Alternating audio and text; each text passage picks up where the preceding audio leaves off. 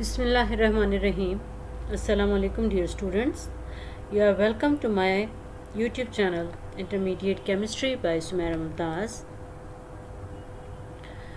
Today's topic is from first year chemistry chapter 2 and the topic name is Graham's law of diffusion of gases.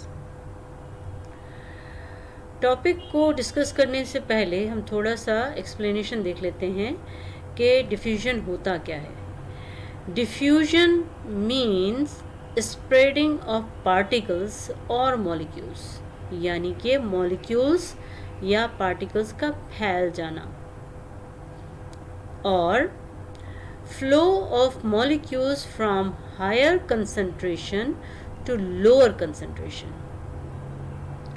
यानी कि particles का या molecules का फैलाव, उसको डिफ्यूजन कहते हैं. या मॉलिक्यूल्स का हायर कंसंट्रेशन, यहाँ पे कंसंट्रेशन हाई है, यहाँ से फ्लो करना लोअर कंसंट्रेशन की तरफ जहाँ पे उसकी कंसंट्रेशन कम है.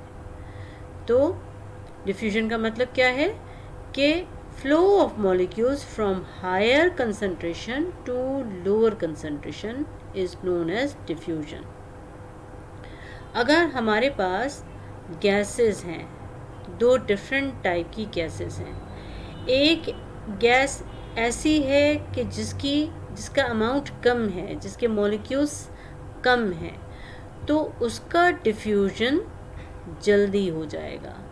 Amount of molecule is less than rate of diffusion is high. If the amount of molecule is greater, अगर यहाँ पे मॉलिक्यूल्स का अमाउंट ज़्यादा है तो उसका रेट ऑफ डिफ्यूजन यानी फैलाव जल्दी नहीं होगा, देर से होगा. तो यही चीज़ डिस्कस की गई है ग्राहम्स लॉ ऑफ डिफ्यूजन में. अब इसकी डेफिनेशन हम देख लेते हैं कि according to Graham's law of diffusion, Graham's law states that the rate of diffusion of a gas is inversely proportional to the square root of its density. यानी उसकी डेंसिटी और रेट ऑफ डिफ्यूजन आपस में inversely relate करते हैं. Rate of diffusion is inversely proportional to square root of its density. यहाँ पे rate of diffusion को डिनोट किया गया है R से और D डेंसिटी.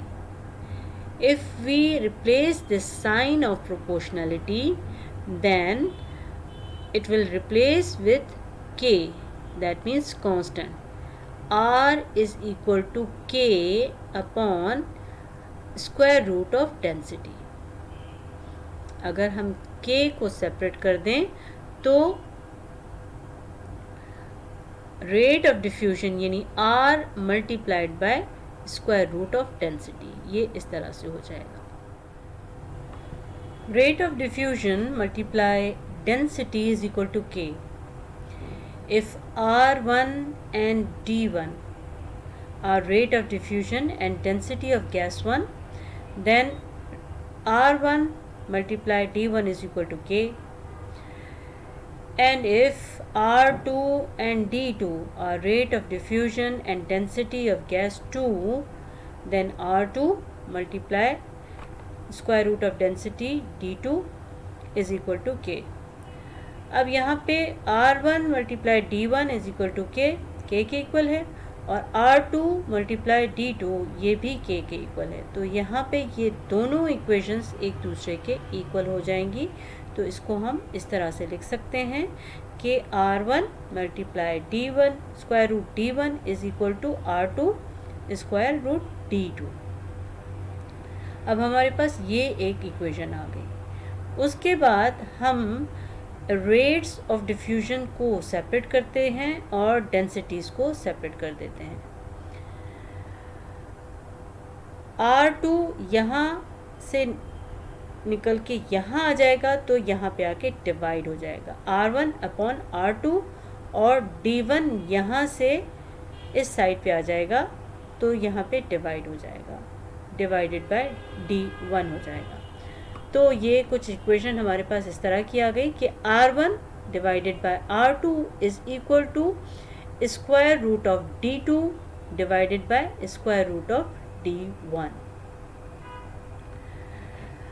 जैसा कि हमें मालूम है कि density is equal to mass per volume, तो डेंसिटी m बाय v, और अगर हमारे पास दोनों गैसेस का वॉल्यूम सेम है, since the volume of both gases is same, so they will be cancelled and the equation becomes R1 upon R2 is equal to square root of mass of gas 2 divided by square root of mass of gas 1। तो यहाँ पे ये हमारे पास equation आ गई जिससे हम to different gases के rates of diffusion मालूम कर सकते हैं जिनके मैसेस डिफरेंट हैं।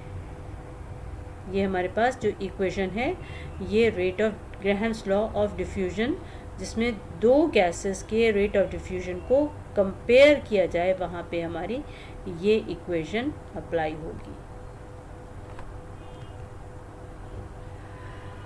आज के लिए इतना ही। Thanks for watching. Don't forget to subscribe my channel and press the bell icon to never miss upcoming videos. Thanks for watching. Allah Hafiz.